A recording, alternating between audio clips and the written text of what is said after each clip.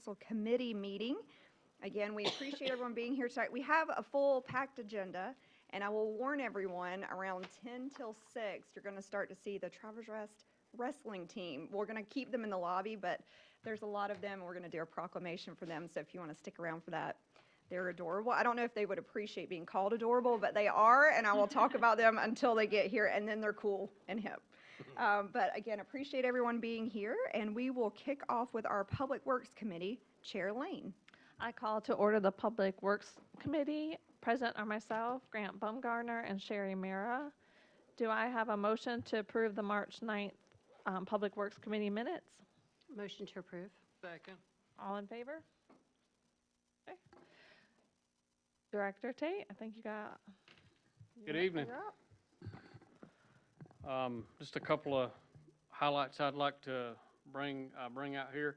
We had our glass recycling event last weekend, I guess it was. We collected over 2,600 pounds of glass, had about 80 cars come in.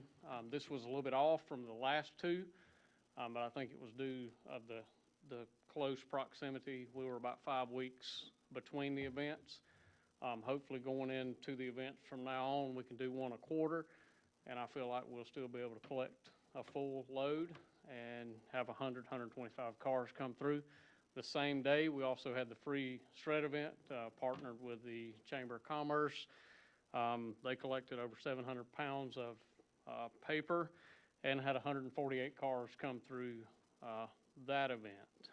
Also, we have installed lights on the parking lot at Row Road. On the railroad ties there was a little concern for some tripping hazards, and we've installed some solar lighting on top of those, and we'll be adjusting those in the next couple of days to kind of get them all unified. Also, the Poinsett Highway project is about to kick off the next phase. They'll be starting next week on the northbound side, which is the outbound from Mustang. It's from Thomas over to Mustang out to 25 there. They'll be starting the work next week. They've completed the stormwater improvements down Thomas Drive. It goes down Thomas, crosses over Hemlock, and then goes off to the creek down there. But that will be starting next week. I have already been in contact with the two businesses, the doctor's office and dentist office, that are going to be impacted by this. Their driveway is going to be closed off through this phase of the project, but they have access on Mustang Drive over there, and we've already ordered signage for that, so that'll be coming out, and you'll be seeing that pop up. The closure on that side is approximately 7 to 8 weeks. Then they will flip to the southbound side, so that'll give us a little time to make some notification and make some visits out there as well. Sorry, you done? I'm sorry. We are still waiting on the electrical contractor for the signal at Tubbs Mountain Extension and Poinsett. I did have that conversation last week with the contractor. Does anyone on the committee have any questions for Director Tate? Okay, so with the glass recycle, is the program set up where we have dates for the rest of the year? Meaning, I think some people like me, like you think of it a couple of weeks prior. Like, do we have dates kind of set up that we can start to advertise? That's what we're going to do starting in July. We will do one a quarter. We'll go ahead and put those on the calendar. And the reason we haven't done that up to this point is we had to wait for the trailer to get here. There was a process for that to come in, and we're trying to crunch 4 events in a short time. Right. But those probably within the next week or two, the next event will be announced. Then sometime in June, we'll put the calendar out for 2026, 27. A great program. Yep. I saw online there was like vandalism down Main Street. You know, how are the bathrooms in the parks, and how's that going with all the renovations and vandalism? And so far, so good. We did have a little episode. I think it was last Wednesday, Thursday. The restrooms at Trailblazer got hit, but we were able to, guys were able to go in there and get that cleaned up fairly easy. Gateway is running. There's a lot of people over there. We're really impressed with how people are utilizing that part. You know, and as long with Trailblazer at Chico around the track over there, the playground's been a big hit. We knew that, but just, you know, seeing everything come together. So I think we're holding our own with that. We did have some of our stuff got hit around the gazebo Friday night over into Saturday morning, but they kind of went all the way up Main Street. No major permanent damage. So we're very fortunate for that. Does anyone on council have any questions? Do we have do we have some exterior cameras that we were going to put on over here? Are those up and operational? Yes, sir, they are. The ones at Chico on the far side here are up and running, have been. We're looking at putting a camera in dispatch where they'll be able to monitor those cameras. And in the next week or two, we'll make that happen. Gateway has cameras up and running, and Trailblazer cameras came in today. So Awesome. we'll be putting those up. We do have, that is done in-house by Public Works staff. I've got another question concerning our recycle or the recycle bins that are next door to us over here. Technically, those are not ours, correct? That is correct, yes, sir. That's the county in partnership along with us. The reason I'm asking is I understand we've had a little bit of a dumping issue, or there's been some non-regulated items that have been left there intentionally.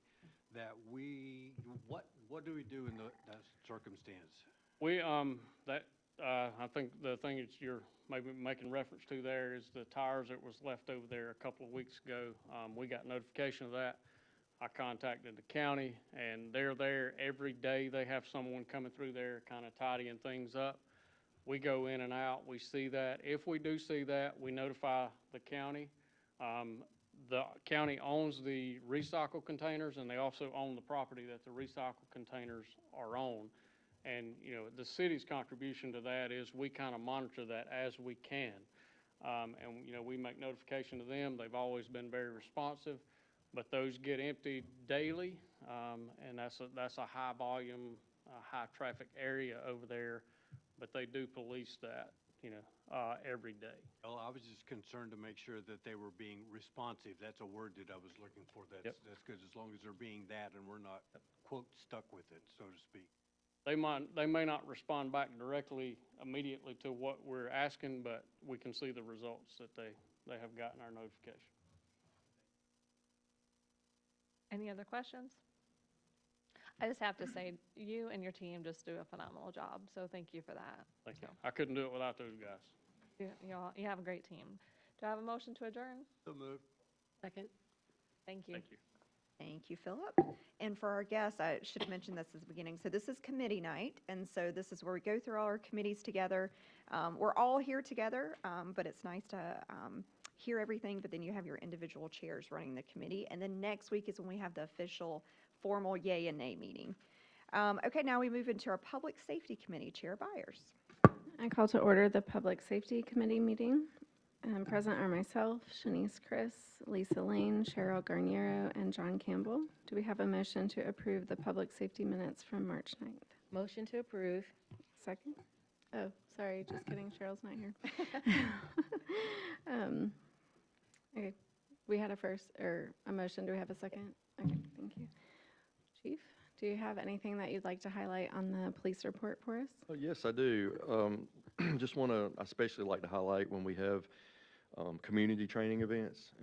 5 of those last month, approximately 210 people attended for the community. Our community officer, Officer Blake, handles that, does an excellent job.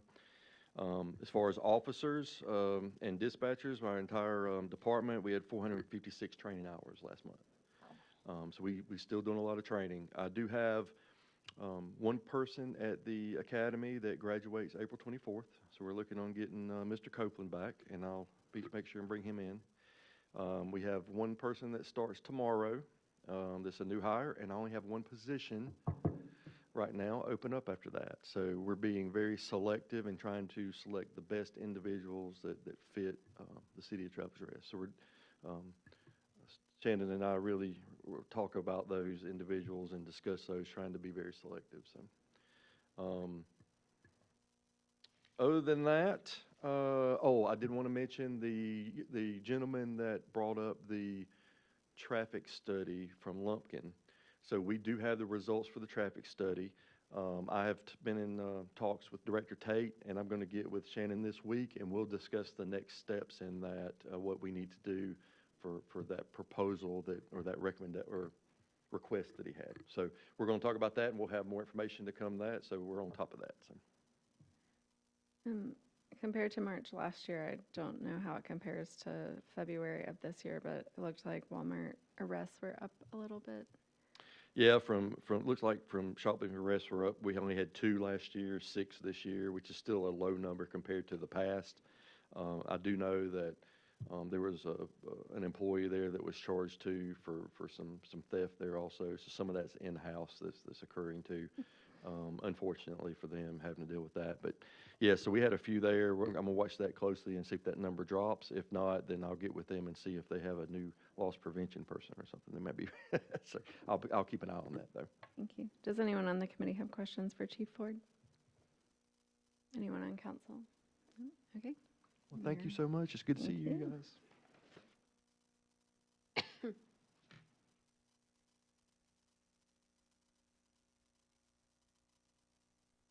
Hi there. Looks like call volume is pretty normal and training hours are up as always. And- Training hours are always 553 training hours this month. With training hours, we're continuing to support the Henry Career Center. So we actually had 5 guys that went down and helped with students last week. Yeah, last week they were doing some of their testing and stuff for the end of the school year. So we support that program along, excuse me, along with 2 other departments, Brea and Duncan Chapel, both assist with that. So Mark and his group are spending a lot of time with students. We actually have 2 work-based learning students right now that are, they've been with us 3 months and they'll be with us through the end of the school year. So they're here just about every day. While they've been out for spring break, they were here all day, every day, and they weren't even required to be here. So they like being here. So they're hanging out with us. Do want to mention the 2025 Fire Safe Community Award. You might have saw it online. There's 241, I think, departments in South Carolina that actually completed that this year, which is way up from the last couple of years. I think a lot of the communities are seeing the benefits from it, getting it. This is our 5th year of receiving this, so they'll give out their awards things at the conference in June. So 5 years in a row.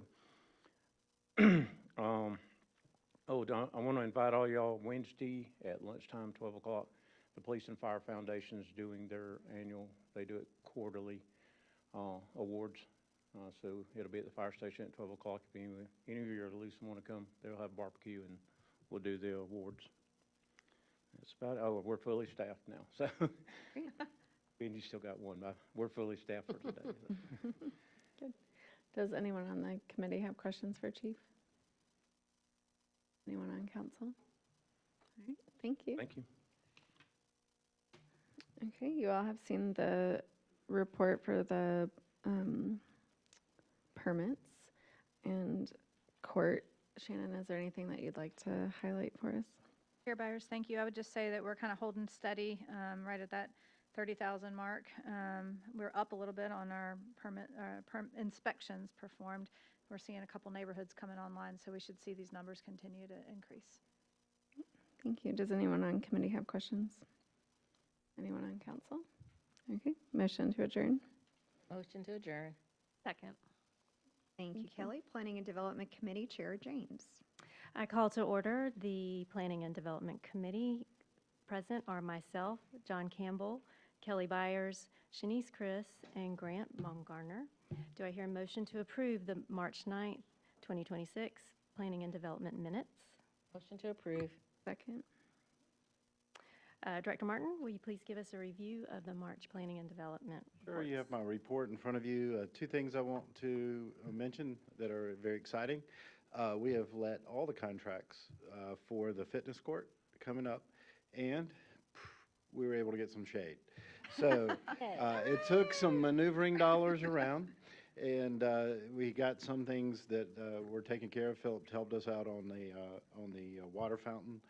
We had one, so there you go.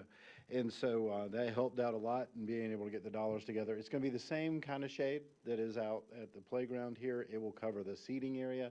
Unfortunately, it's very, very, very expensive to cover the entire surface. In the same vein, we have put an RFP out on the streets for Dicey Langston. It's taken a little while to get there, but everything is out. This will be for the construction thereof, the Charters of Freedom Plaza, Dicey Langston Plaza, and the entrance plaza. The way things will probably go and operate in that is we have a very hard date of June 26th to have Dicey placed, and we will have the contractor heavily focus on getting Dicey placed, and then we can focus on Charters of Freedom. So it's not really going to be phased, but in a sense, we're going to go in a specific order. So you can put it on your calendars. I think it is September Constitution Day, 17th, maybe? 17th is what I want to say. Yeah. So 17th, because I didn't know there was a Constitution Day, to be honest. But there is a Constitution Day, and so we got Constitution Day, which is great. They have the Charters of Freedom dedicated on Constitution Day, which we believe is September 17th, but you can look it up and make sure. There's other items on my report there. If you have any questions, I'll be glad to answer them. Does anyone on committee have questions for Director Martin? Anyone on council? Okay, thank you. Next, we will hear 2 rezone requests. Our committee tonight will consider whether to move these forward to full council. Do I hear a motion to approve TR 26-03 Devil Dog Lane zoning map amendment R 7.5 to RM? Need a motion or a second? I think that I need a second. I'll do just a second. Okay. A brief description.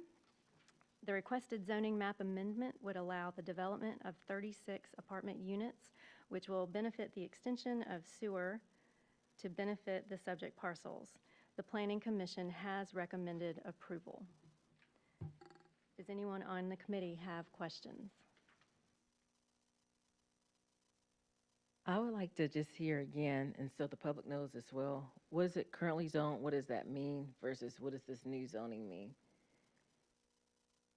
Absolutely. So currently, the property is zoned R7.5, which is residential 7,500 square foot lots. And the request is for residential multifamily, which would allow either apartments or townhomes. And so that is what they currently are. The future land use plan calls for commercial/mixed use. And so when we presented it to Planning Commission, we looked at this as the mixed use, as being a residential component of the commercial area and a transition. Y'all know the locations between the Duke Energy laydown yard and Village West behind it. And we saw this as a place that these would be in fitting or in keeping. Thank you. So for clarity, RM is for apartments, townhomes, but we're also thinking about it for commercial mixed use? No, they would be looking to do apartments. Okay, Yeah, sorry about that. thank you. How many homes could be built there now? Currently, 7,500. I have to do some math here. Hold on a second. Okay, I believe it would be, it's either 6 or 7 okay. right now. However, to go to a 7,500 square foot lot, and this is why it says what it says about sewer, it would be costly to bring that sewer to the piece of property just for 6 or 7 houses. And to be honest, the piece of property would allow up to 45 apartment units, but the developer has stated that they're looking at 2 18-unit buildings, so 36 units. Could the developer change their mind after it's rezoned? The developer could change their mind after the rezone, that is correct. My understanding is there's no designs for this project yet, but how many stories are they thinking these apartments would It's a be? good question. They're looking at doing 3 stories, and one building would face the Gold Trail on one side, and one would face the road. Very important to note that Section 613 of the Travelers Rest zoning ordinance applies, which is the conditions that are placed upon multifamily development. So they will have to present to us building plans, materials that are used, the placement of parking, the placement of buildings. The buildings have to address the road. So there's a lot of things and stipulations that are written in there that they have to abide by. It just can't be, hey, it's RM, this is allowed, and they go to town. So there's a big step that occurs in there. Okay, what about if there would be a light on West and Main intersection once the apartments are there, or how would we decide if a light's there or not? Oh, that's always a South Carolina Department of Transportation question. Traffic impact studies are the first things that are initiated, and in this case, the traffic impact study for multifamily development would kick in at about 75 units. So- Okay. So the way that works is it's based off your peak flows in the morning or in the afternoon. So if they hit 50 peak trips, and to get that, they'd have to have 75 units. So if you do the math, then like 36 units or Yep. 45 units they're going to trigger somewhere in the 26 range, 27, maybe 30. So they only count what would be the new buildings there, not any businesses or buildings over there currently to make For that? the development to trigger it, they don't count the other ones. Okay, For the traffic impact study, when it's done, it would take into account that development and future developments that occur. thank you. For clarity of my understanding, the committee approves this. The committee is approving just simply sending this on to council for full council discussion, correct? That's correct. That's all the committee does is Right. we pass it along. We obviously look at it, make sure it's worthy of passing along for council to consider. Is the proposal that they have, is that going to use Devil Dog as an entrance point? Yes, they would use Devil Dog as an entrance point. I'm not sure if they would use West or not. So is that, the way they're presenting that, are we going to allow them to have fewer parking places than they're allowed to have, or? No, we dictate the parking. It's 1.5 units per dwelling is what's required. Because typically what happens is you'll have a one-bedroom unit, two-bedroom, three-bedroom unit. Three-bedroom unit really needs two. Two-bedroom unit typically needs 1.5, and a one-bedroom unit typically needs one. And so we, as a city, we just have 1.5. I will say, and I won't speak much on the developers, that's for them to answer questions when you have them. But in this case, they have taken a look, and they will provide more parking than it is required to keep people from parking on Devil Dog Lane. Another question about the school. Devil Dog Lane didn't exist until the high school was built. Correct. And it was built as an access point to the high school.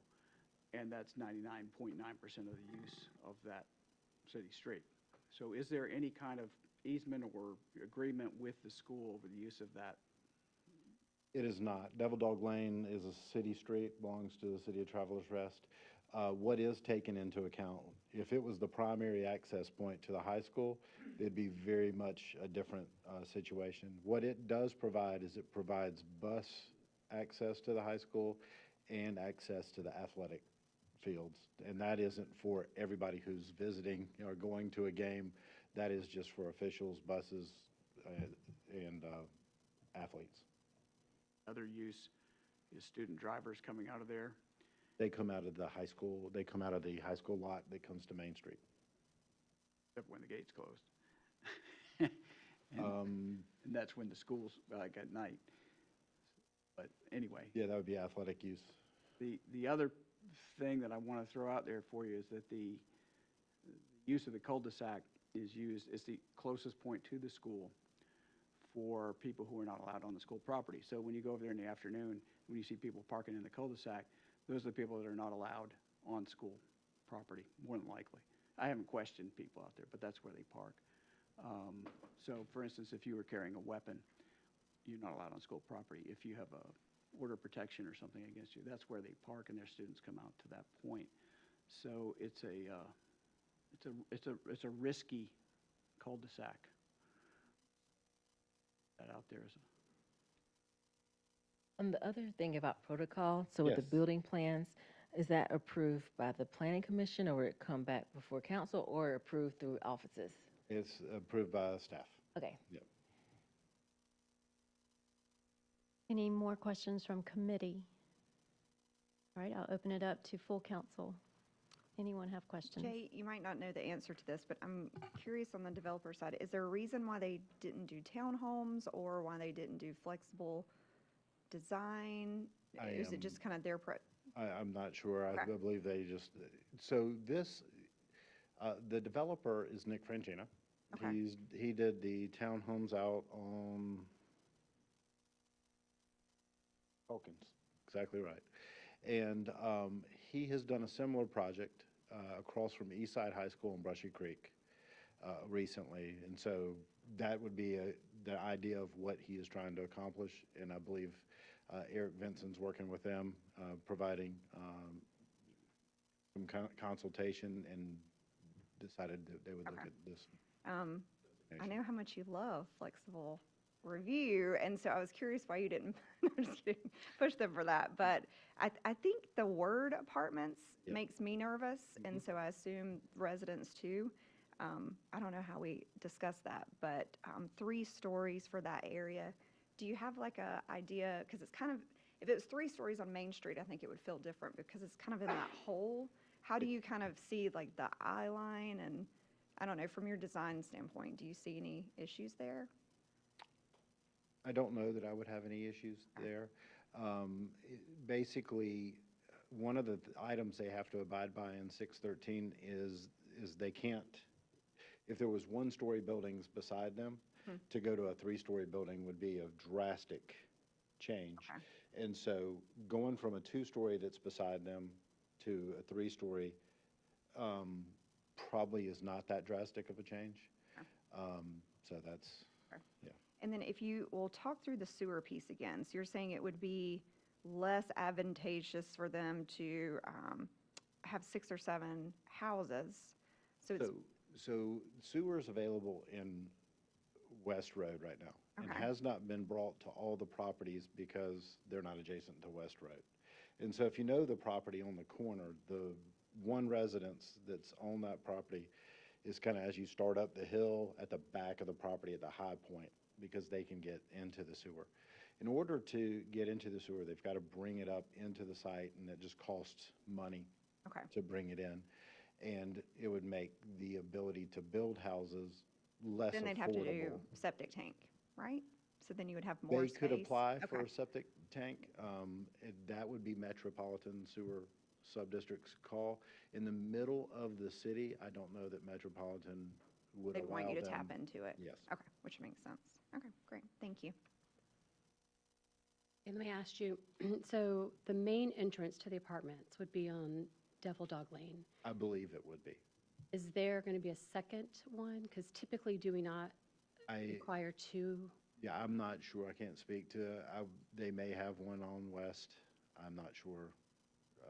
There is no design at this time. Still have to, the design has to run through our office for That's right. approval. Yes, Not sir. through council, but through our staff offices for approval. That is correct. But they could eventually do more units and it could be approved. And If they meet all the criteria of Section 613, they would be allowed up to 45 units. And I think it's a 45-foot building height, which would pretty much eliminate a 4th story. You couldn't do it. what about parking? What if, somebody's living in those apartments, they have visitors, there's parking on the street? How's that gonna work with parking and the school there? We will make sure that they have enough parking to accomplish those things. Would there be visitor parking, et cetera, at the apartments to accommodate? That would be something that, so Devil Dog Lane allows no parking. It's a city street. There's no parking allowed on that street. And then you have SCDOT Street, which no parking is allowed on that street either. there's no parking along the streets in the city? Because I know there's lots of street parking. Well, in yes, it's not my one that is neighborhood. heavily, we don't ticket heavily for those things, but they are not designed with parking spaces adjacent to the street. There isn't, but if somebody does park on the street, is it illegal or not legal? From my understanding, in the past, it's not illegal to park on the street. I don't know the answer to that question. That- When Mac's fire truck comes and plows them through, they can't sue the city. Right, That's but their is it fault. legal? That's what, it is legal. Correct, okay. So that one is no parking. So that one is illegal to park on the street.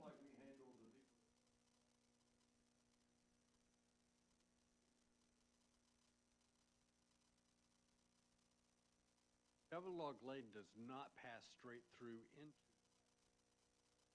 It goes into one parking lot that's adjacent to the, but it doesn't cut all the way through the main, no. Is there no parking across the park here as well? Is that illegal to park, or is that now allowed to park, like on Trailblazer? Is that still? There's no parking.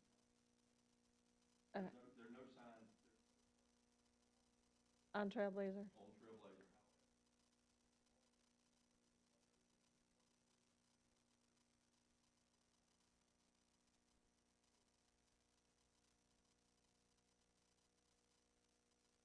I call for the vote. All in favor? Opposed?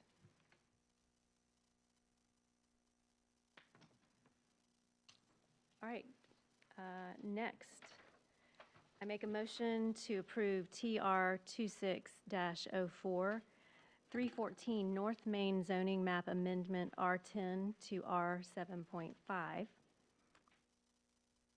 I'll second that. Here's a brief description. The current zoning will not allow this property to be divided into two legal properties.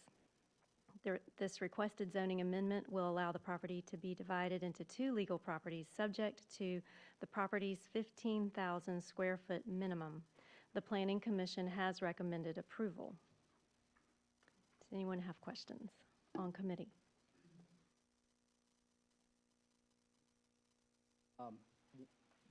My understanding is that's about 30 square feet short of being big enough. Currently, the recorded plat shows that it's 30 square feet. They have spoken to a surveyor who says that they do have 15,000 square feet.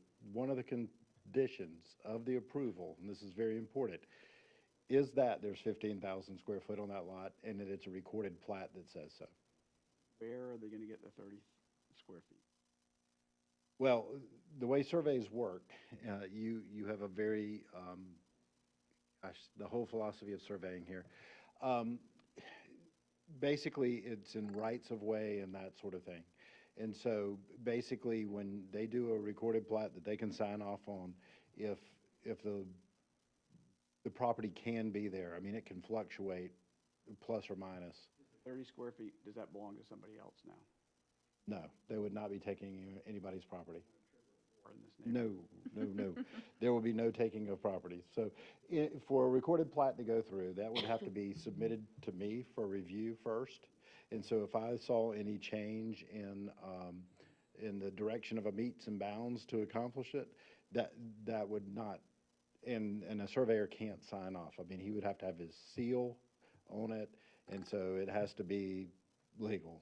And so, and then once it's reviewed, then it could be recorded. Then if there's 15,000 square feet, then it could be subdivided if it achieves the rezone to R7.5. You know why they don't have a survey? We got to this point without having that? Typically, things move forward without a survey to this point on any rezoning matter or anything like that. So right now, what's on the land? I'm looking at Google Maps, but, There's one single family residence. and so then they want to tear that down and then make two homes? That's correct. Thanks. And the home is currently occupied, right? But no. Are there building plans to see if it goes with the current neighborhood design, or it would be, let's say, updated or something like Well, that? again, it's a straight zoning, so it's not a flexible review district, so there are not any plans that are required for that. They do have some plans they showed at Planning Commission to give an idea of what they were looking at. They're looking at basically 2,500 square foot homes. Can you talk about the scenic overlay and what impact it may have on where driveways are? Yes, that was a question that came up, and then I had to actually go back and look during the Planning Commission hearing. It is in the scenic overlay district. The scenic overlay district really is written in a matter to commercial development. And so what it deals with is trash collection and making sure that it is screened off and not visible. One of the biggest things in the scenic overlay district is to make sure you don't have a billboard, is quite honestly one of the biggest thing. And then it dictates plant materials that you can and can't have within the district. So it really doesn't speak to single-family residential homes. It's already zoned single-family.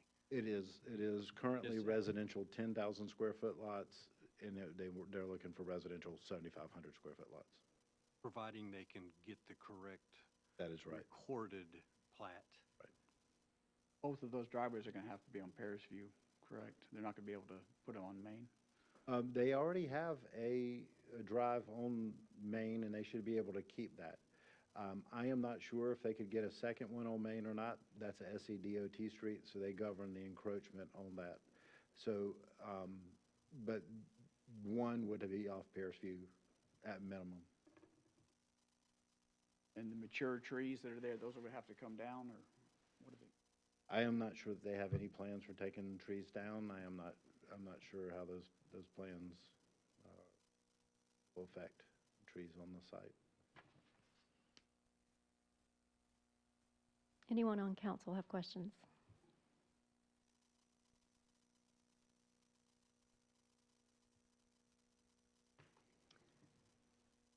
Ready for vote? All in favor? Any opposed? Oh, sorry, I was distracted. I'm in favor. Thank you. All right. Do I hear a motion to adjourn? Motion to adjourn. Okay, thank you, Catherine. Ways and Means Committee, Chair Baumgartner. All right, I call the Ways and Means Committee to order. Myself, Sherry Mara, Lisa Lane, Kelly Byers, and Catherine James are all present. I would entertain a motion to approve the March 9, 2026 Ways and Means minutes. Motion to approve. Do I have a second on that? Second? All right, thank you. Moving to item C, the Travelers Rest Historical Grant. I make a motion to move to full council the Travelers Rest Historical Grant. Second. All right, thank you. I believe Administrator Herman, you have some information concerning this, correct? Thank you, Chair Baumgartner. This is a grant in which the city has an opportunity to act as a conduit between the county and the Travelers Rest Historical Society. So this would be money coming from the county community funds, specifically from County Councilor Benton Blount's funds to the Historical Society in the amount of $2,327. So what we are looking for tonight is for council to approve the receipt of revenues and then also an expenditure of these funds. And again, this is sending from committee on to full council for a full vote next week. That'd be correct, yes. Anybody have any questions concerning this? All right, hearing none, those in favor sending it on to full council next week? All right, thank you very much. All right, moving on to item D, the George I. Tyson Family YMCA Grant. I make a motion to move to full council of the George I. Tyson Family YMCA Grant. Second. All right, thank you. And we have a second on that. And again, Administrator Herman, I believe you have some information because I believe this is another way for us to be a conduit in the community, correct? Chair Baumgartner, same concept where we can be a conduit for state funds to flow for the potential of upgrades to the Travelers Rest YMCA, particularly the request to try to put in a pool. This has been going on for those of you that may or may not know. The George I. Tyson Family YMCA has been looking almost since inception to have a pool put in out there, and they've not had the opportunity to do so. John Derwent was to be here tonight. He is actually on the road and not able to be with us. I believe he's going to be here and do a presentation next week. Is that correct, or next month? Next month. Okay, okay. So he's not here. I think this is absolutely awesome for us to be able to, as we're saying, using this word conduit, to be between the state and our friends at the Y to help them achieve what they have been looking to do, that Cindy Kavanaugh started years ago while she was still alive and ahead of that organization, that I've watched for the many years this grow. So I think this is an awesome way, finally, that they've got a real shot at making this occur out there, and love that we're able to assist in that. Anybody else have any comments or questions that they would like to ask right now? I think this is also exciting because Furman University is closing the pool, so the community would love to have another pool option. I'm excited about this opportunity. Is this Mike Burns who's helping us? Yes. Okay. And I see that there's an option to apply as the nonprofit itself. Is there a reason that it's coming through us and not through them? That's a good question. I think because it's in the city limits and it has a city impact, Representative Burns and the YMCA felt like we would be a good partner for this. Probably, it, makes it a stronger application in that regard if we partner with them.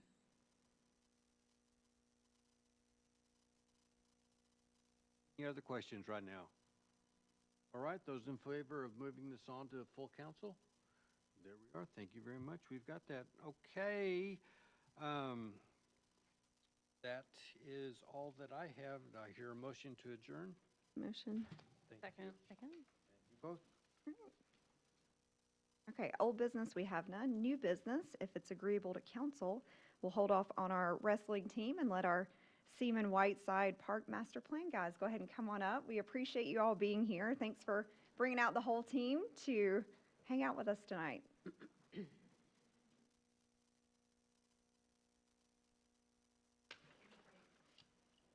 Mayor, council, thank you guys for having us. We're really excited to be here. You will get to hear from several members of our team tonight. So let the boys get set up. Kayla Joyner with Seaman Whiteside, and then we also have Ian and Alex here, and then you'll get to hear from Megan Young with Matrix Consulting as well. So we have been brought on board as the landscape architecture consultant as part of your Parks Master Plan effort. So we really got started back in January of this year. So tonight we're here primarily to A, share on what we've been up to since January, and B, get your feedback on our initial concept plans. If you guys want to flip to the next slide. So we will run through just kind of some project overview pieces, the scope of this RFQ, what we are working on, where we've been, and then again, sharing some of the concept plans we've been working to develop. Go to the next slide. So a little bit about us. You guys may have heard of Seaman Whiteside. We are a Carolinas-based civil engineering and landscape architecture firm. So the three of us are on our landscape architecture team. We work primarily in the realm of master planning, trails, parks. So this is very much in our wheelhouse. We're really excited to be a partner with the city on this one. Jay's been a friend of ours for years, so this has been a great team to be a part of. And then Megan Young with Matrix Consulting, they work primarily in the market study space, so looking at demographic trends, analyses, so they have been helping to support through that avenue.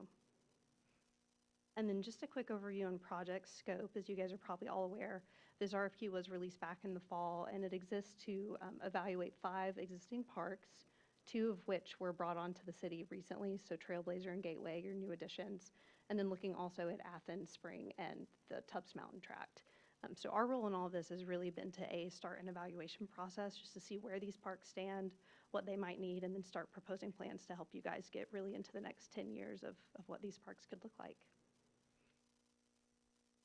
So this is your 2018 master plan, just a kind of a quick throwback as to why we're approaching this plan the way we are, and a few snippets in there really speak just to the need for more public parks, the desire for sustainable and inclusive spaces, which has been a big theme through our master planning so far. On up. So we did release a public survey about a month ago. You guys might have seen it. So he's going to share a bit on our results so far.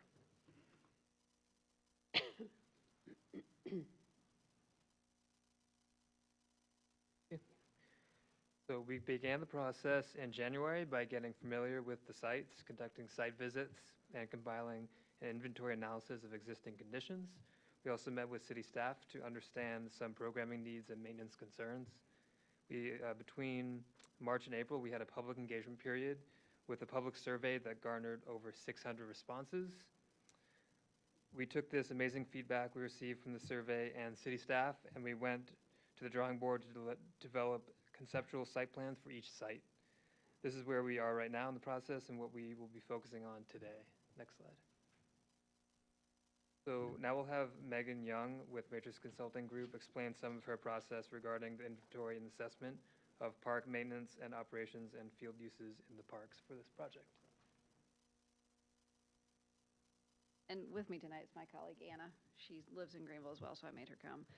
So yeah, our piece on this project is small-ish, but also important. So we're going to look at the workload analysis, the maintenance and operations, the long-term sustainability of the system. After Seaman Whiteside gives you some awesome concepts and designs, we're going to try to help Philip's team understand how to take care of it, where the funding might be able to come from, and then what that long-term maintenance piece looks like. So, you know, we hope to prepare for a future to successfully maintain the parks. We want to make sure that there's some revenue opportunities and how parks are currently being used and how they might be used in the future. And then obviously, we're invested in this community, so we certainly want to be ongoing support for Philip and his team. We've met a couple times. We intend to continue to work with him and be that support system. Philip's really hard to work with, as you know, Megan, so. He's a gem. Thanks, Megan. We appreciate your work and contribution to this project. We'll now share a fleeting view of some of the key feedback that we received from the public survey we mentioned before. We received a lot of really good results from it, and we are thankful to have over 600 responses, as I said before. Very briefly, 50% of the survey respondents live within the limits of Travelers Rest. About half of the respondents were between age 35 and 54, while about a third of responded that their household included children. So this is significant because it tells us that a good chunk of the users of the Travelers Rest parks are from out of town and travel to visit these amenities already, which says a lot. These responses also help inform us that play features and other programming for children and teens should not be overlooked for these areas. Next slide. Oh, thank you. When asked about the condition and maintenance of the city parks, many users responded favorably overall, especially in regards to Trailblazer Park, with some less than favorable perceptions of Gateway Park, but not overwhelmingly so. When asked about the community value of all of these parks, a majority of users agree that these spaces have high value to the community as a whole. This is great news, and users already care about these spaces and are excited about upcoming improvements that we are working on. One of the most notable questions we asked in this survey was in regards to potential park additions, which is the most exciting. Many users agree that they would love to see, surprise, splash pads, walking, jogging trails, yeah. nature trails, restroom facilities, passive green spaces or natural areas, pickleball courts, and playgrounds. At the bottom of this list were sports fields, but this likely means that the existing courts and fields are meeting the needs of the community currently, and improved maintenance is most important for those areas. The notable responses we received under the other programming types, where users could fill in what they wish to add, included more parking, a disc golf course, better shade over playgrounds, more shaded seating areas, outdoor volleyball courts, soccer fields, and ropes courses or zip line. Thank you. Up here on the screen, we just have some word clouds summarizing the identity and brand of TR parks and some additional user comments. You can see community parks, community-oriented, family-friendly, parks are great, gateway needs, bike park, spring park, areas of parks, trails parks, spaces at parks, playgrounds, et cetera. So all of these things we're trying to add to those ideas and have more options for the community. Thought these were really encouraging, overall very positive perception of your existing parks. So, yeah. And then next we'll cover the site inventory analysis part of the project.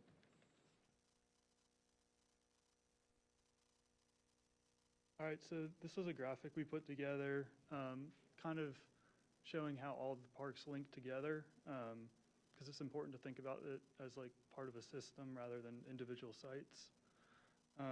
In the yellow, you can see the parks with a quarter mile, which is like a 4 to 6 minute walk overlay, and that's typically how far most people are willing to walk. And then from the graphic, you can see that Gateway and Spring Park are pretty well situated within the downtown core, but Athens and Trailblazer kind of sit on their own islands. So we've kind of started to offer some potential improvements based on this graphic. On the legend, you can see A, which is a potential connection from the Gold Line to Athens Park. We really think that would be a welcome improvement to kind of get people moving throughout all of the parks. An upgraded sidewalk along McElhaney to Little Creek. There's an existing sidewalk there, but it could potentially be widened or improved. Enhanced pedestrian entry off the SRT into Gateway Park, which is C. Is potential trail connection from North Poinsett to Pinestone. Pinestone's become a huge part of Travelers Rest, so we think it's pretty important to be able to tie all the parks into Pinestone. And I previously mentioned the gap from downtown to Trailblazer Park, but there's an option to add some sort of node to bridge that connection from downtown into Trailblazer. And then F, which we will get into with our concepts, but there's a potential to link the wooded area in the rear of Trailblazer to the SRT, which would give you 2 connections. And some of our next steps would be developing a higher level understanding of the existing sidewalk infrastructure. I mentioned a couple times that there were existing sidewalks, but how can some of those be improved? Looking at walkability and accessibility. Those quarter-mile circles are great, but if there's no sidewalks, they don't really do the trick. And then network gaps and opportunities. For all of the parks, we started looking at zoning, adjacent zoning, existing program uses, utilities, and slope. So we've put together graphics for all of those, but just for the sake of time, we're just going to show you the Trailblazer one. We've really started to look at the different constraints and opportunities of each park. Then we did kind of a high-level program inventory of kind of what staff was letting us know versus the survey, and then kind of where those program elements overlap, with more parking, pickleball courts, bike trails, outdoor climbing and bouldering, passive green space, and updated playgrounds sort of being the overlapping things we've started.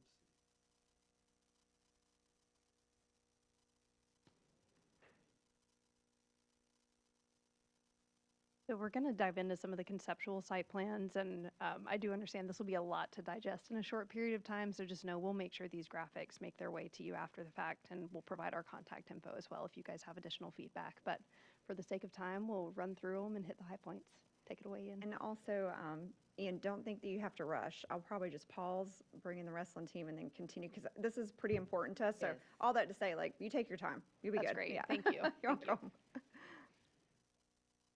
All right, so given the survey results that we briefly went over and our discussions with the city staff, we looked through all that material and we put together these concepts, so we're excited to share these with you.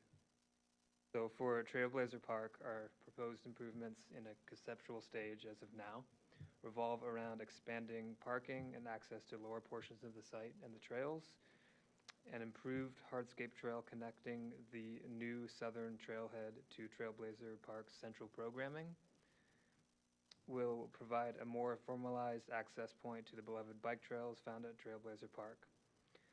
Additional notable improvements include pickleball courts behind the existing playground, a bouldering plaza aimed at rock climbers, and a nearby children's natural play area.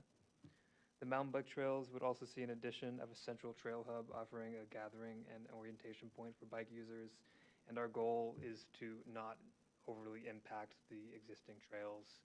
We want to just add to the experience, and we don't want to introduce any additional conflicts, just provide an additional trailhead that gets you right onto the trails, so you have less controversy or conflicts with trail users trying to access through the park. So this would be the Trailblazer Park would also see the addition of a formalized crossing and connection from the Swamp Rabbit Trail at the newly proposed southern trailhead, bottom right. We believe the proposed improvements are in line with the current vision of the park and will effectively broaden the opportunities for park enjoyment for a large percentage of the user group. And we also are proposing some additional stadium seating, or not additional stadium seating, but improvements to the stadium seating at the Chica Bowling Field. And some additional seating areas, and section H up there also is a proposal of a internal trailhead to more formalize the access to the trails that are in the southern portion of the park, to be able to invite park users that are currently using the park into the trail system.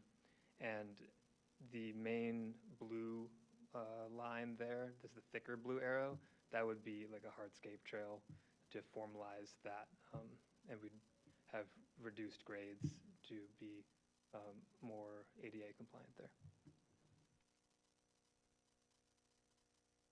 Bud?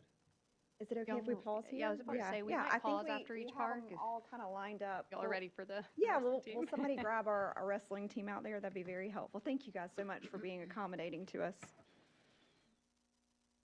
Parents and kids take priority for all their scheduling they have going on.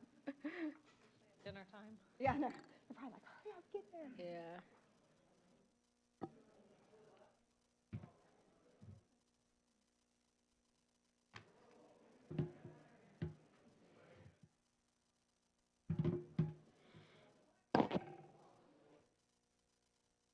You guys can come in.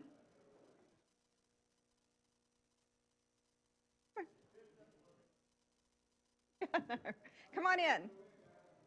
Hey guys, welcome, welcome.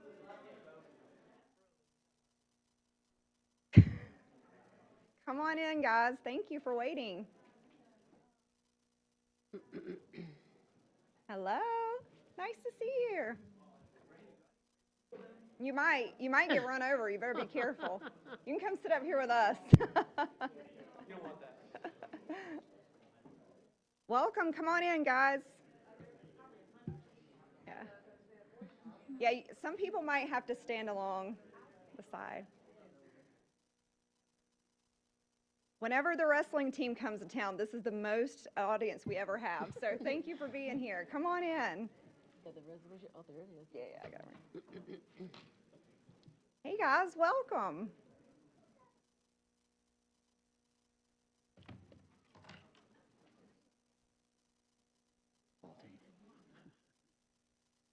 Come on in. Thank you all for being here. Hey, Coach.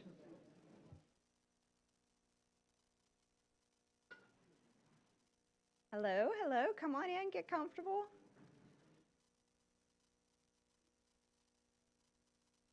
Coach, you can go ahead and come on up here. Yeah.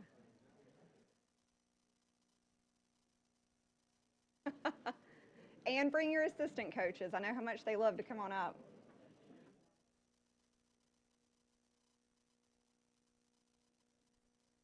Podium. All right, well, the Travelers Rest High School wrestling team, you guys are our honorees tonight. We have been having our agenda prior to this, but we were waiting for you all to come here, and so thank you for coming.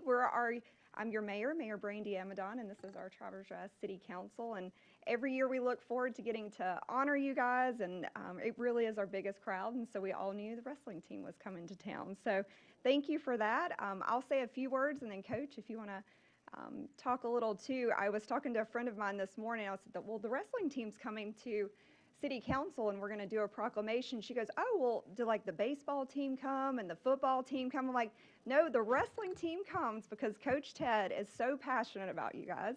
And he works really hard, and your whole team does. And so he reaches out every year and says, hey, these guys have been working really, really hard, and you at the city should recognize them. And so that's what we're doing today. We've got a proclamation for all of you guys. We want to celebrate. As you can see, we're wrestlers ourselves as council politicians.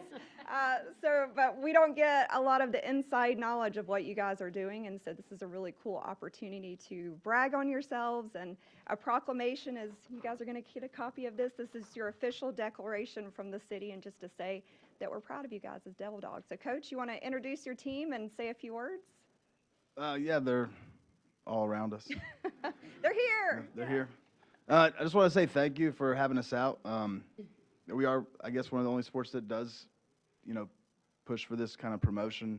I try to keep us in the spotlight in the positive way as much as we can.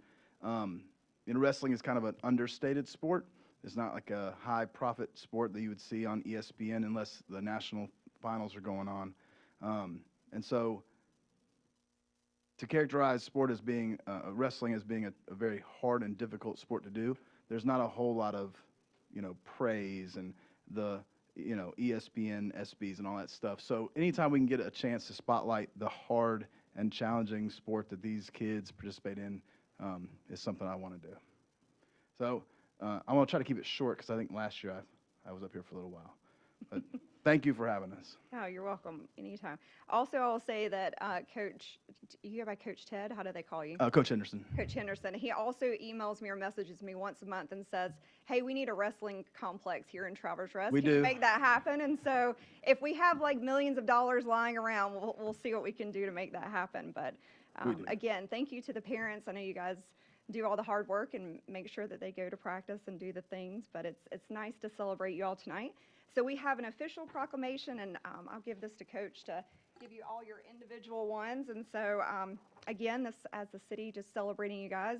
As I read your name, if you want to stand up and get a little wave, this is your moment to shine, so don't be bashful. Whereas the Travelers Rest wrestling team had a historic and record-breaking year.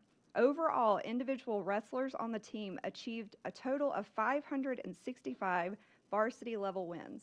Have we verified that number? That feels really, really successful. 565. Is that right, statistician? Okay, good job. Setting a new season record for combined individual wins. Jace Batson, Will Jenkins, Riley Broderick, Aiden Garrett, and Noah Robertson each recorded over 30 wins.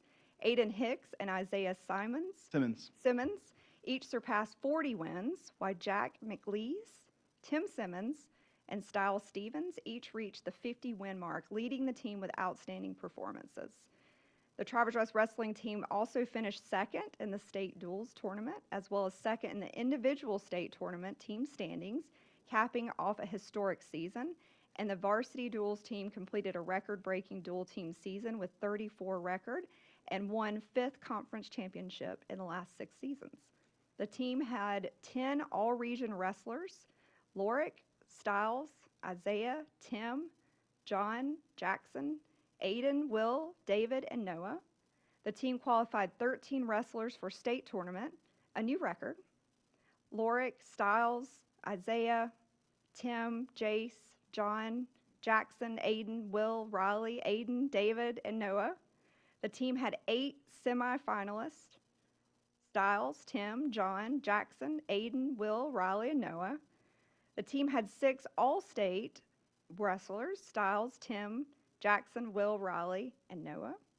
The team had 4 state finalists: Styles, Tim, Jackson, and Riley, and 2 state champions: Styles, and now a 2-time state champion, Jackson McLeese. Reverse. Okay. Styles is a 2-time state champ, and then Jackson McLeese won his first one this year. Oh, very cool, very cool. 3 middle school wrestlers qualified for middle school state championship: Aaron Banks, Bo McCauley, Ty Renwick, and 4 junior varsity wrestlers qualified for the JV state championship. Is it Bon Chanel? Yep. Chanel, okay. Corbin May, Junior Gutierrez, and Xavier Miller. Now therefore, I, Mayor Brandy Amadon, by the virtue of the authority vested in me as mayor of the city of Travelers Rest, South Carolina, do hereby recognize and congratulate these outstanding athletes and the pride that they bring to our community. Congratulations, guys.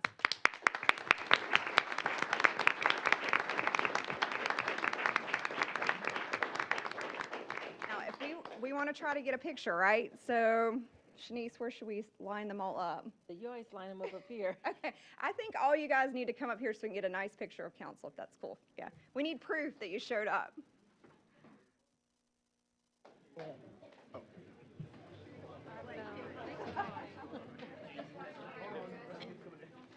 gonna see if I can stand up and be seen or not. They might be shorter. They're not short. The other city councils is far higher. Normally we kind of just, we may have to, we may not be able to picture that. We're probably not gonna be in it, that's okay. If we're not in it, it's okay. All right, guys, so that we can see our council members, if you'll all kind of do the half squat a little bit, there we go. It's okay.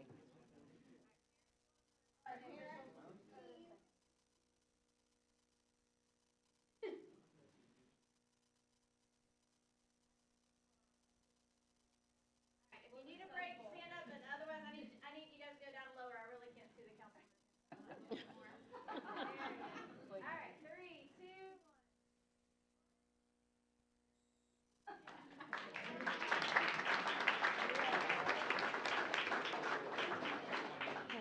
I'll let some of you, I'll be like this.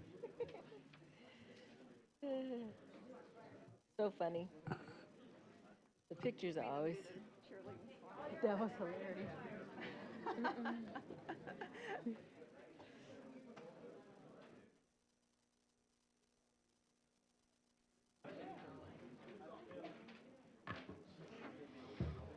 Now, for our guests, you are more than welcome to stay and hang out. We are getting a follow-up for our community parks survey and master planning that we're doing for Gateway and Athens and Springport. You also will not hurt our feelings if you want to go home and have dinner or do homework. So we will leave that up to you guys, but I'll give you like maybe 3 minutes to think about it. And then, again, thank you for all the parents for coming tonight. I want to say something to the coach. Yeah. So in one of my classes, we talk about the importance of coaching and leadership, and I talked about you and how you bring your group of students here. So you're an example that I used in my class at Furman. Thank you. You're welcome. All right, in your meeting afterwards, remember, we need a facility, a youth sports facility. Thank you. Thanks, Ted. I appreciate it.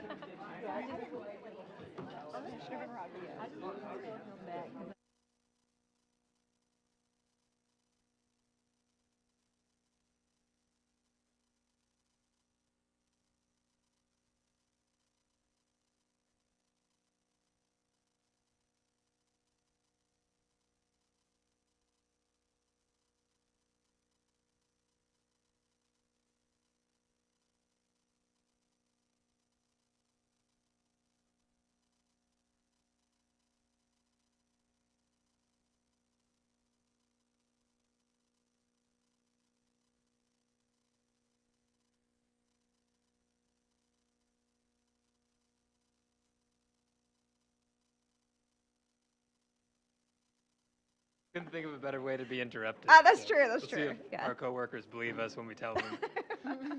Thank you so much. I appreciate it. Open up each concept as we explain it and present it to questions after. Oh, great. So great, okay.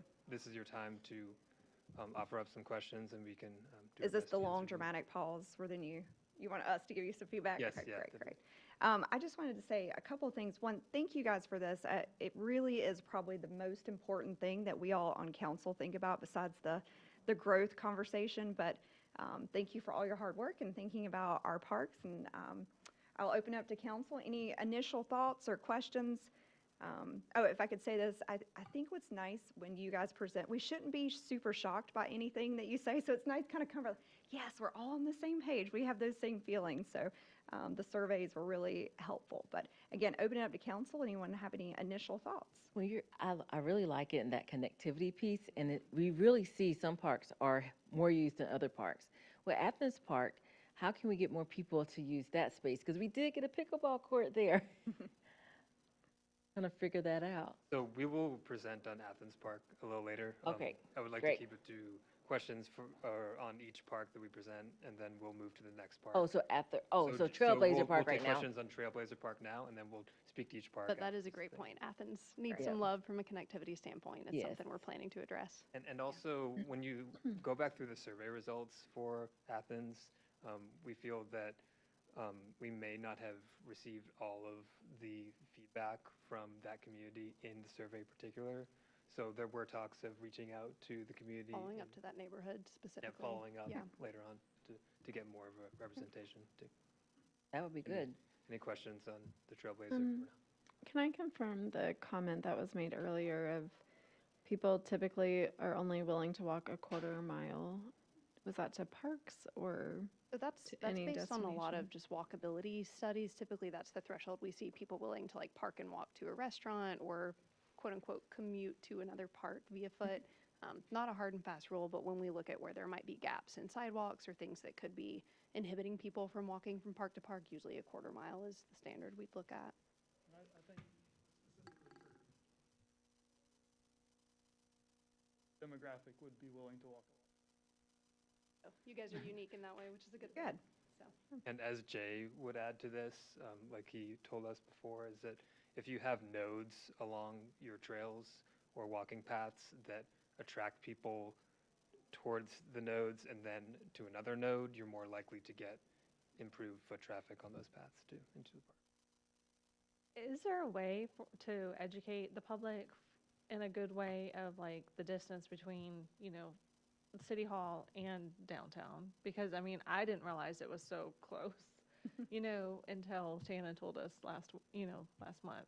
So is there a way to educate the public in that way and so that they're not looking at as like, it's like a mile from here to That could be something downtown. creative with signage we could Yeah. even look into, where you're mapping it out in minutes of walk time versus Mhm. distance, something to make it digestible and Yeah, that can help be draw eye-opening people. to see that on a trail and say, oh, 5 minutes, I can do another 5 5-minute walk minutes to to get to this downtown, yeah. place. Or I didn't know I could get there from here and on this trail, so I think This that's is, something. this is a bad idea, but I think it speaks to the quirkiness of Travelers Rest, which I used to get irritated by that when some consultants told us a couple of years ago. But it's actually kind of true a little. So I was thinking of like, would be something like skips to Main Street or like something fun. Yeah, bunny know, hops. yeah.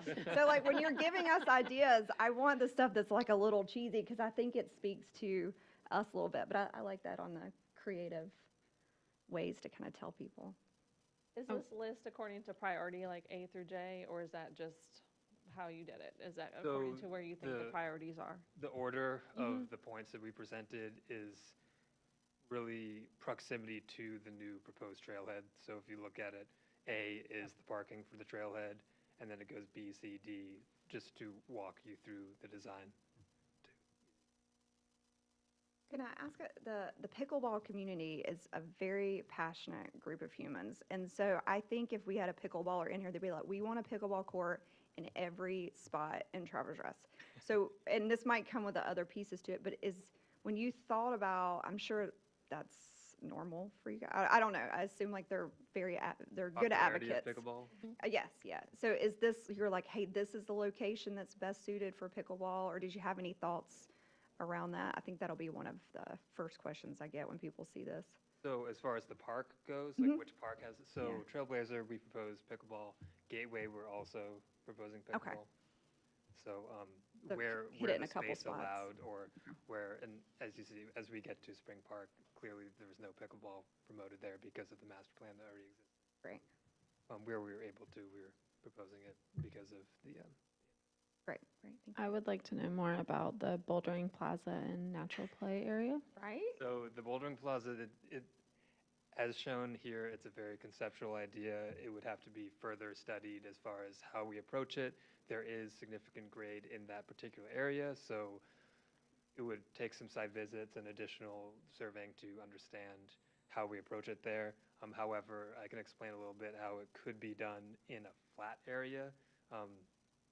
Contrary to popular belief, you could create a bouldering plaza, and when I say bouldering plaza, I'm talking about the rock climbing community. So there are companies that manufacture man-made rock climbing boulders that are aimed at the adult rock climbing community, and they're very realistic and have many difficult holds, etc. And it could be a plaza in an arc format with seating options that promotes community and people meeting each other and spending time with each other.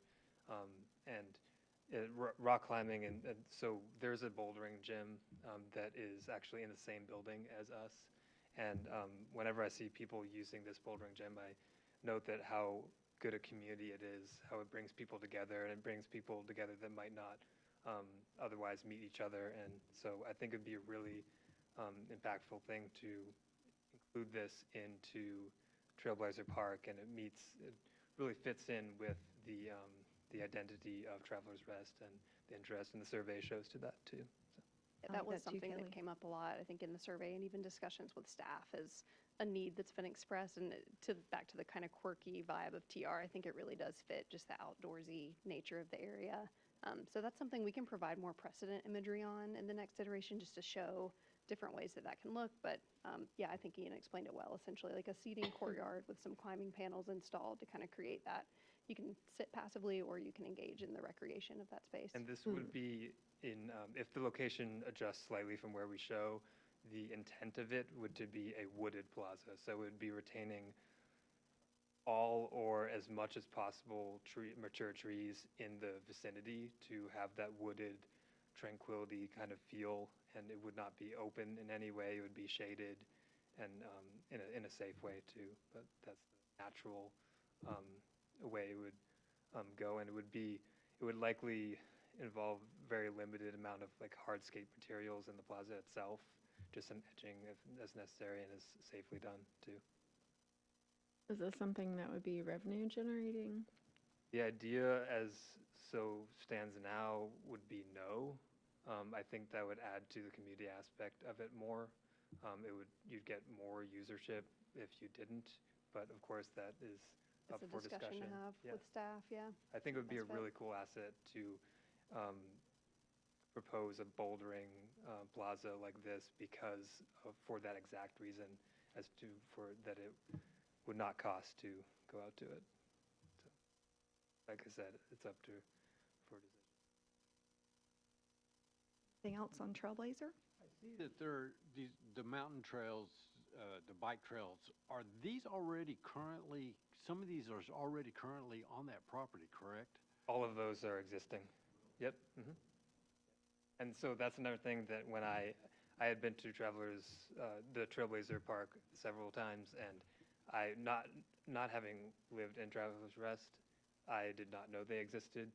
And so I'm a mountain biker myself, so I was on a group ride over at the farm, which is Travelers Rest, and the Saluda Confluence Recreation Trails. And during the ride, I started asking the fellow riders on that ride, like, what their thoughts are of the trails. What do you think? How would you feel if these trails were more promoted, if there was improved access? And all of them were very excited about that. I wanted to just get that little insider information because sometimes when there are trails like this, some people would like to keep them very secret. But I was surprised to learn that they really would like them to be promoted more, to have more opportunity for bikers to be able to use those trails. They did note that there is a short track race that happens on these trails. So I think that's once a year, but that's why we want to make sure that like the impact on the trails is very minimal. If we're rerouting a trail that gets done the right way, that it gets done as minimally as possible to not negatively impact the trails at all. And like I said, that point C right there would be essentially like a wooded plaza that just offers like seating.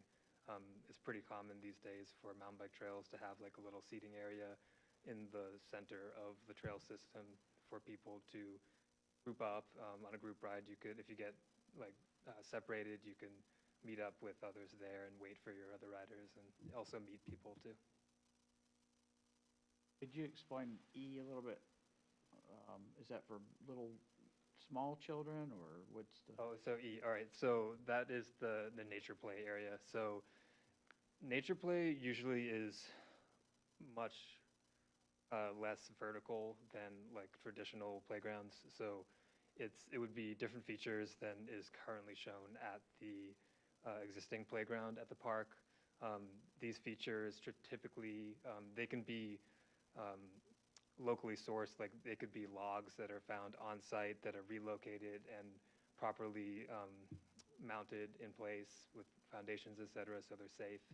But the idea is to essentially use natural materials, existing materials on site to have natural play that kids can climb over and explore in the more programmed way, but it's significantly less programmed and designed out than the traditional playgrounds. And the idea would be to have that like close by this bouldering plaza. So if there was a family that had parents or teenagers that wanted to use the bouldering plaza, but they had little kids that were with them, then the little kids could be right nearby exploring and interacting with this natural play area. And So it's geared to younger. yeah, and like I said, like we can add some precedents into our package to explain what like a natural play area is, but because of how the materials and how it's laid out, it's not necessarily like only aimed at like little kids, like other like preteens or teens. Are there any natural playgrounds close by that you can So think of, or? The Conisty. Is that the closest? That is the closest that I know of that is most popularized, and it's extremely popular. Yes, it is. To the Really point that pretty. they had to like update and redesign their water feature to like account for the use. I think my kids single-handedly ripped it apart. Yeah, which makes sense. It's very just well fun, loved. just, like, It's echo kind of that. newish, right? Like It gets maybe a they've lot had of it. great use, and my kids love using it, and lots of other families really I was like just trying to think about, we don't. it. Wouldn't don't be wanna to the replicate scale of anything, that. yeah. That there was a lot of time and labor and woodwork that went into that. And so what we're proposing, at least as of now, would be at a smaller scale. It can be also done in a linear format too, especially given where it is close by the trail access point that we're proposing. So it can be spread out sometimes too, to incorporate alongside a trail. Something that we don't want to understate about this plan, point A is calling out the new proposed parking lot and access off of Old Buncombe, which we think is key, just given the need for additional parking at Trailblazer, and it provides that direct linkage to the Swamp Rabbit Trail from the parking there. So another place for walkers, runners, bikers, even someone who might want to park there and walk into town for dinner to utilize that parking space. And conceptually, as of now, the idea behind this trailhead would be to be a lesser impact parking. The idea as of now would be like not asphalt or concrete, but like a gravel surface with as many retained trees as possible to give that more nature and lower impact feel that's would be more applicable for this type of trailhead given where it is in the park. Brandy, I don't see the pond lake thing that we've been talking about in here, so that's more of a, not for you guys, but for Brandy, was that just a gap in the timing of this plan versus our discussions, or? Is that a specific feature you guys have been looking at installing, or? Yeah. Is that part of F? F is the F is the existing existing. stormwater facility behind the Yeah. amphitheater, and really we were just proposing some enhanced plantings. Shannon, where would it and- be at or maybe Jay, where would it be at on the? Okay, got you. Okay, yeah. Okay. Yeah.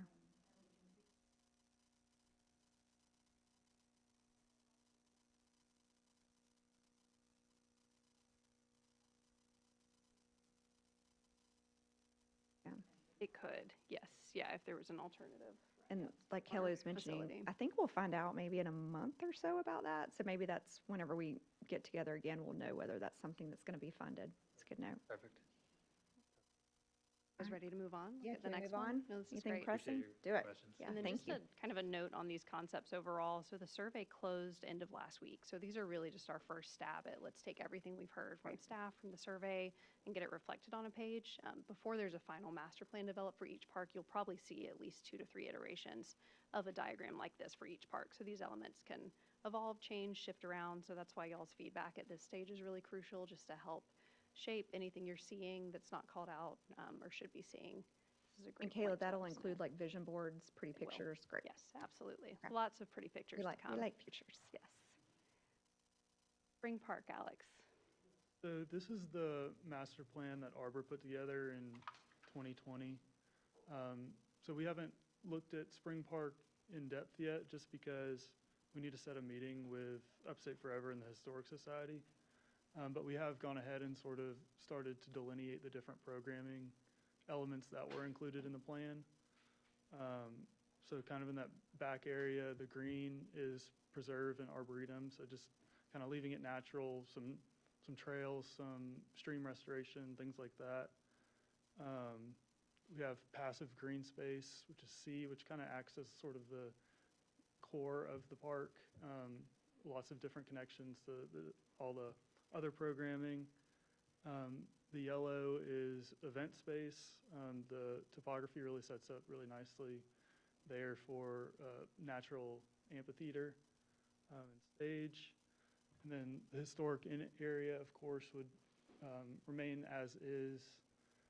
And then the blue area is what we're calling the transition area, kind of as you are walking through downtown. That's sort of your buffer into the park. Where Dicey will land. Yeah, where Dicey is. So we also have the Davis and Floyd Dicey plan overlaid in there too, just to see where that'll fall. Then point B, if you want to hit on that, this is again something we'll need to discuss with the Historic Society and Upstate Forever, but we heard it resounding through lots of survey comments that disc golf was a desire. So just kind of pitching it out there as maybe an option for that space. It's tucked away from the road, it's well wooded. It could be a great, more passive use for that open green space in the future. And there's a driving range that's there now, so now Yes. that kind of. Correct. Comments on Spring Park? Where the driving range is that G? Yeah, G. Yep, you kind of sit up on this shelf right now. Is where that driving range is. And is the pond idea, is that something that's proposed easily as- converted to, or is it already kind of there with the streams? The topography does lend to it easily, but I don't know if any pond creation like this is easy necessarily, but it is right at the base of this stream here and at the bottom of that hill. So I think with some slight manipulation and drainage work, that could happen. This is just my gut speaking, but I think disc golf is going to be abrasive to the Historical Society guys, so I'd have a plan B for that somewhere else. But Yeah, but fair I enough. do like disc golf. I just don't know if they'll be like, woohoo, disc golf. Remember the audience that you'll be talking to for that. I don't think they're going to be excited about fair. throwing frisbees. But it's a cool idea. I think of this as like our central park because it's right off Main Street, and so that passive programming feels smart. Any other thoughts on Spring Park? It has been brought up a couple times for this space to have some sort of like cafe market or maybe like a little ticketing center if the Arboretum does become something that could be a revenue driver. Again, that's something we'll have to tread carefully on and want to make sure that the Historic Society is on board. But we are working with them to review their conservation document to make sure that that would be in line with the intended use here. But being kind of that mix between park space and commercial, to your point, almost like a central park, I think that could make a lot of sense for a space like that. Thank you. Cool. All right. So Gateway Park, we've done 2 concepts just because we think it'll need the most amount of programming updates. The first one kind of keeps all the vehicular circulation as is, with the exception of closing down the entry from the outdoor store.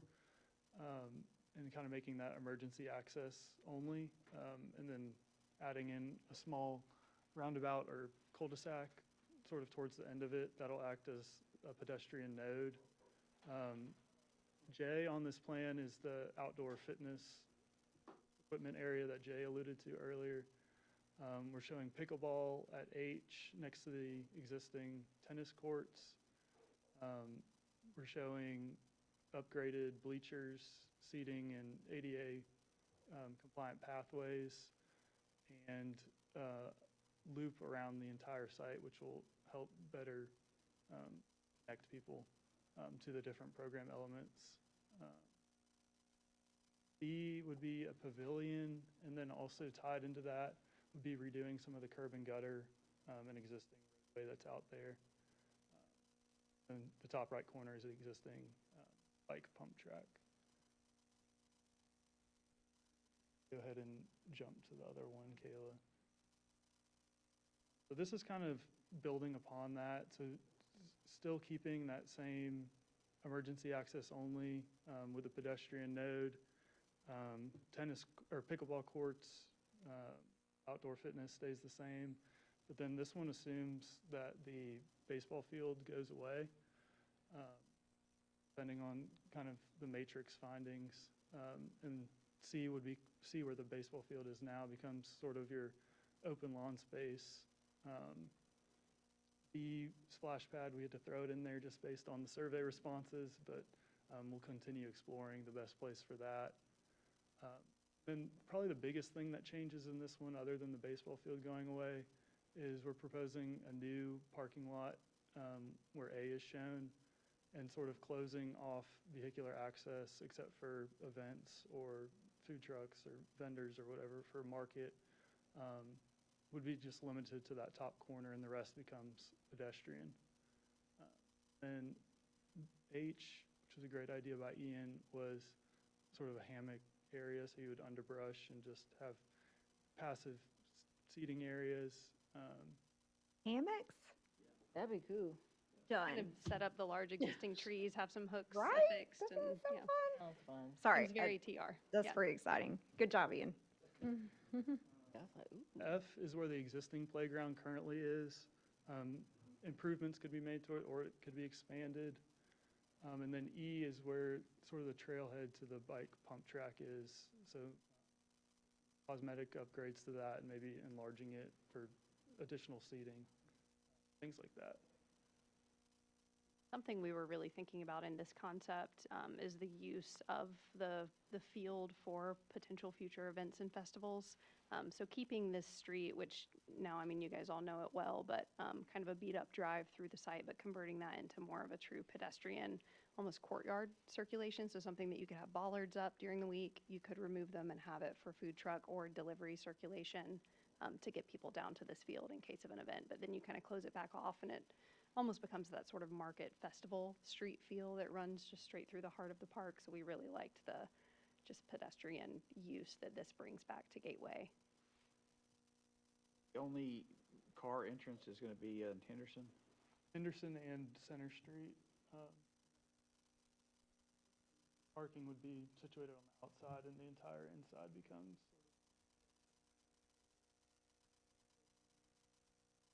At the one on Center Street,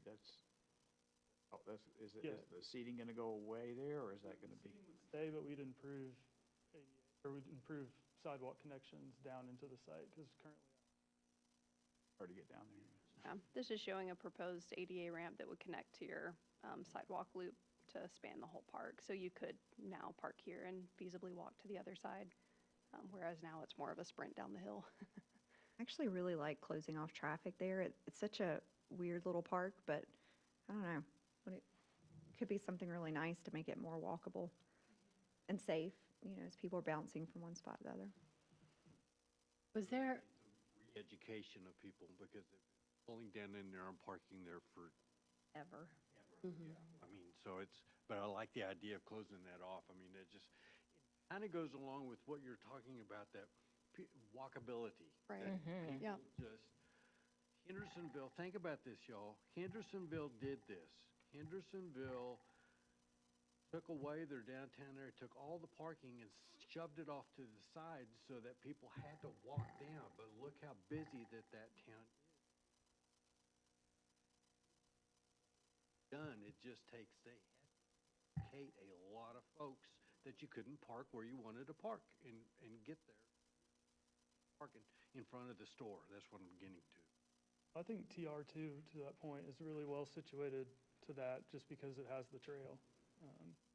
Kind of move between all of these parks just by the trail. So. Tell us a little bit about the skate park I was gonna ask, component of that. Was that a big, like, questionnaire that people were asking for?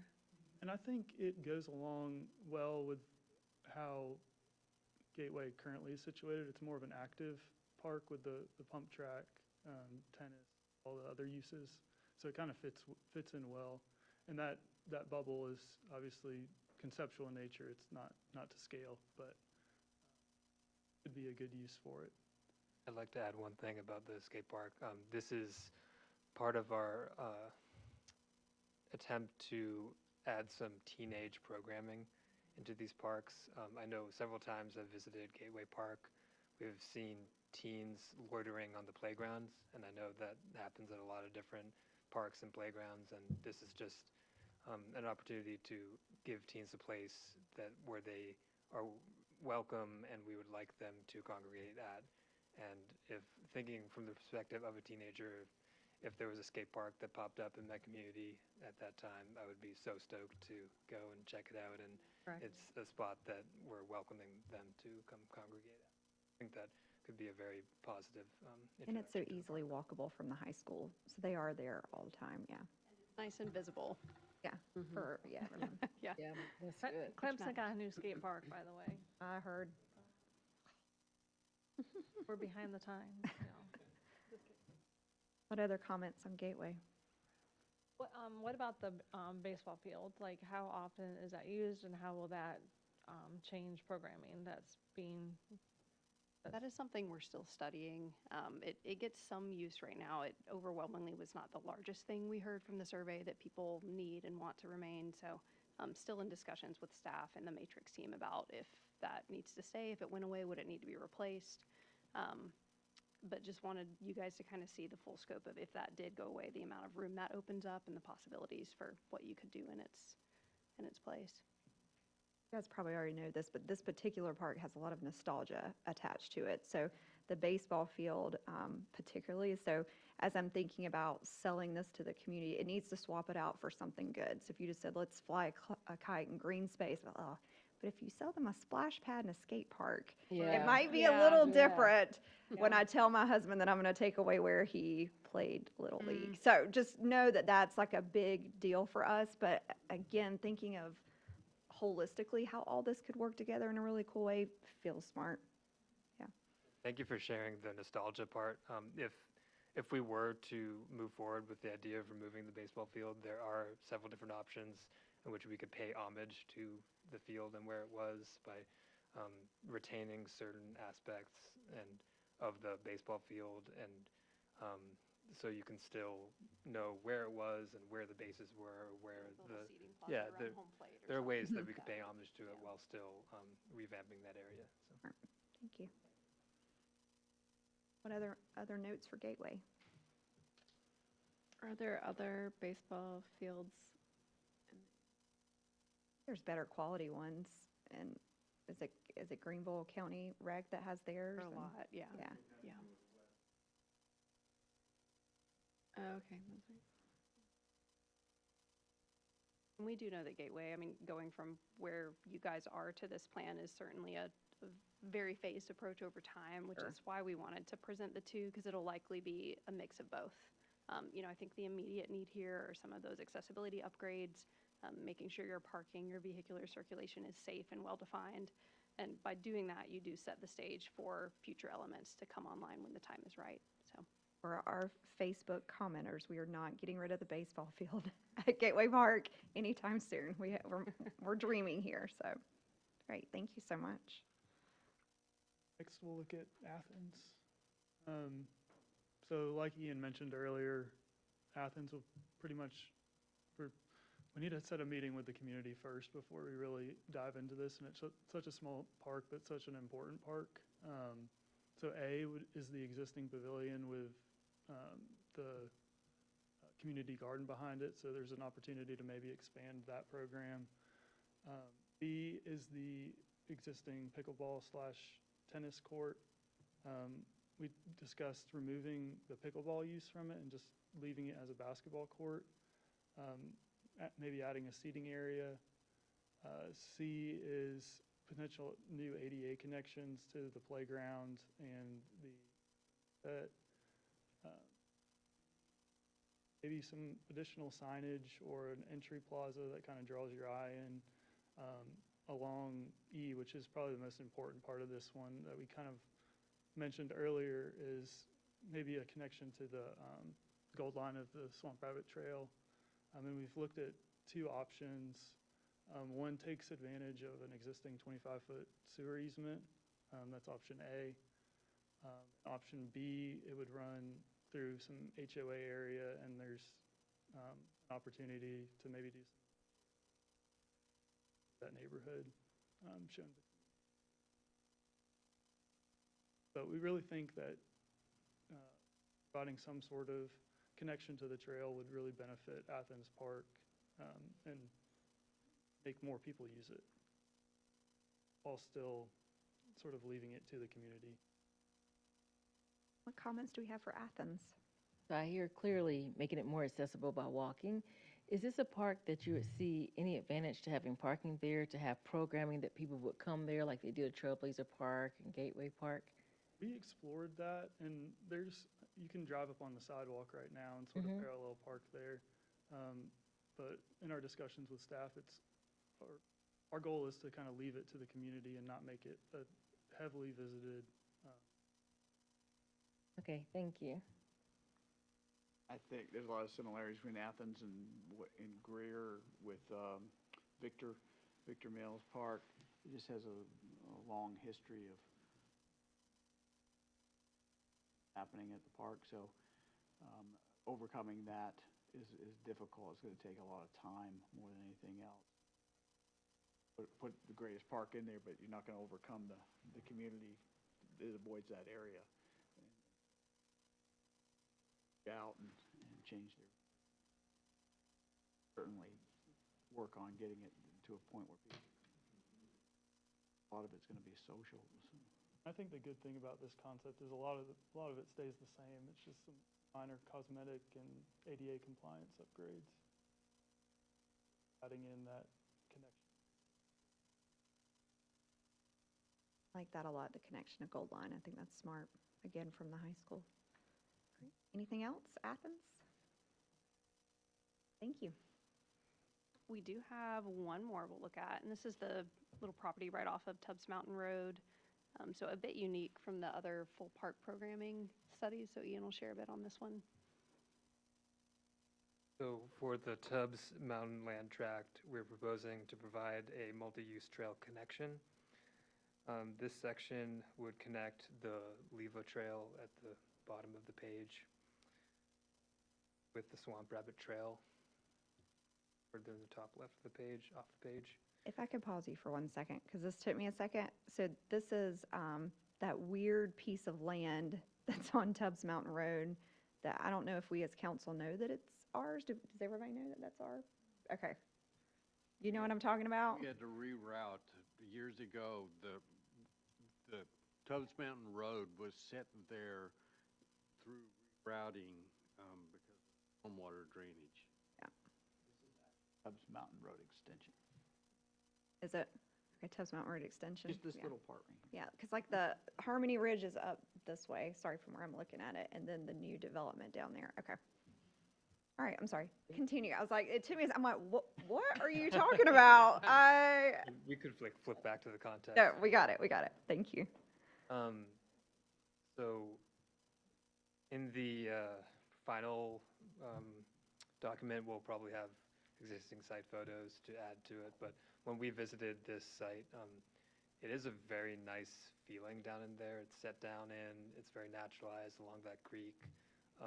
Adding this trail in there, like I said, it's going to be a very little impact. Really what we're proposing here is really trail routing, different connection options. The light blue line is at option A and at option B. You have one that's going through that triangular section that is owned by, The REWA owned site currently. yep, so that would be one option for connection, arguably the better option because you have your connection point further off, away from the main road, rather than point E over there is pretty close up. We're trying to avoid the curves as much as we can, because if smack dab in the middle, then you're like right after a curve, and it's hard to have that visibility. And the only other thing that we're adding to the site would be the point A, which is essentially passive wooded seating area. You've heard that term come up many times, but the passive wooded seating, retaining, we're not promoting taking out trees except for any trees that could potentially need to come out for the trail, but rerouting around trees with a multi-use trail like this is pretty easy to do. So the passive wooded seating area would just be adding that additional area where you can regroup and just passively enjoy nature. So really, it's a really nice existing natural area. So I think it'd be a nice opportunity for the community to be able to access down in there. And we showed it in one of the earlier connectivity slides, but this would be the start of that potential future connection to Pinestone. So really serving as the beginning of your riparian trail that could link the two together in the future.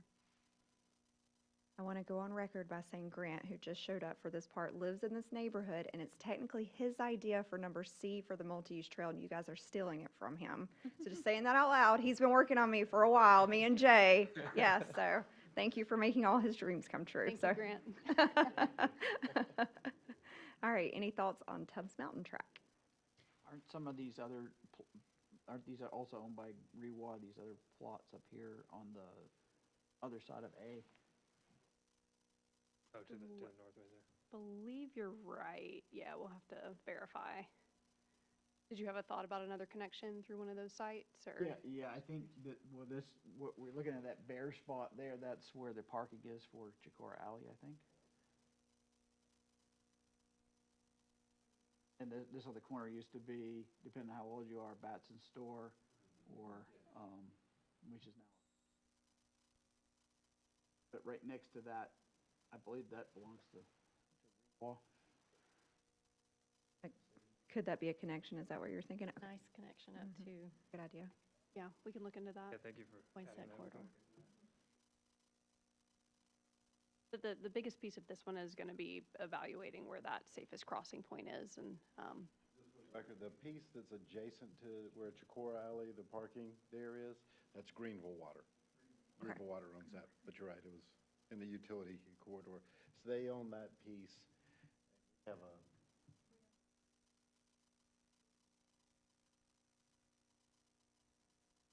This is great. That will be a priority, figuring out how to cross that little area right there. We definitely don't want them at the curb. So. I mean, all of this here in Area D is technically within the right-of-way, so that'll be something we can explore to see if it could be utilized as another passive green space to kind of pull pedestrians further down this curve before they have to cross. That's definitely in the floodplain. The road is actually rerouted the way that it is. Well, any other thoughts for Tubbs Mountain Track?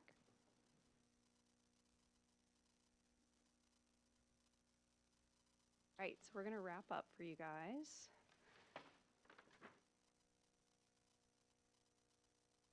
Okay, so we have given you a quick overview of where we've been and where we're at.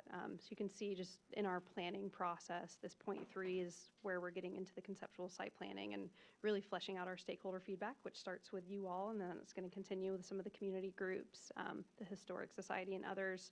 From here, these conceptual plans are going to develop further, again, based on the feedback we get from you all, staff, and evolve into some true park master plans. That's where we get into these pretty pictures. We're all talking about full-scale plan renderings for each park. That's also where we'll start to dive into some of the cost estimates and connecting the dots between how do we get from A to B, which Megan and her team are going to help with, connecting some of the financial pieces to make this a reality. And then late summer, we're going to be delivering a full master plan booklet with a set of recommendations, both graphic, financial, you name it. So this is really the starting point of that planning now that we've gotten to collect some community feedback, and we're excited to keep moving from here. Ian, if you can, I think all we have left are more questions. If you have them, we did decide to sort of hit some along the way, which I think that was helpful. We appreciate you all chiming in. But any other, I guess, overarching thoughts, questions, we can certainly flip back to a certain slide if helpful too.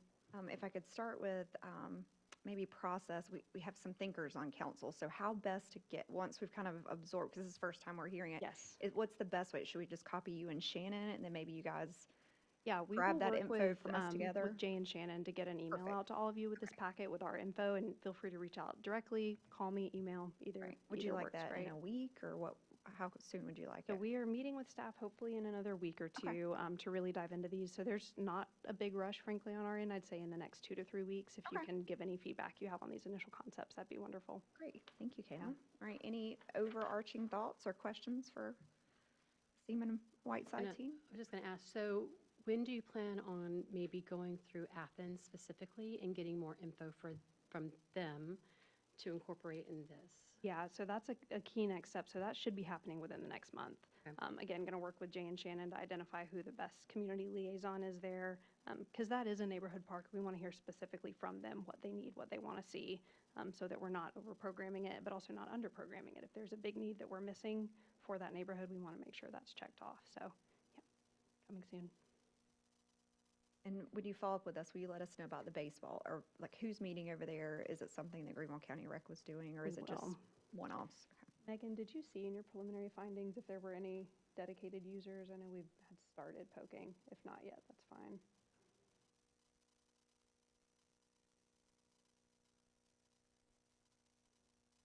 That's okay. The county did provide some rental data, Okay. but it was limited, so June to October of 1 year is what they provided. But assuming that that's accurate, and we can kind of, bottom line is no revenue was received. So Okay. there was some rentals, but I mean, 19 over the course. And that was between both ball fields, so that's actually less. Okay, that's good to know. Both of them are down on that. Beside the pump, okay. And I think the users, it was the football team and some others, so, making that second field more multi-use, I think you could still get a lot of the same users, especially if it's improved and there's a rectangular multi-use field, probably. A good note, thank you. Were you all surprised with the number of surveys returned? We actually were very pleased with that and how quickly it happened. I mean, within the first week of the survey being out, we were up to 400 plus responses. So I think that just speaks to the enthusiasm of residents, the level of investment they have in these parks.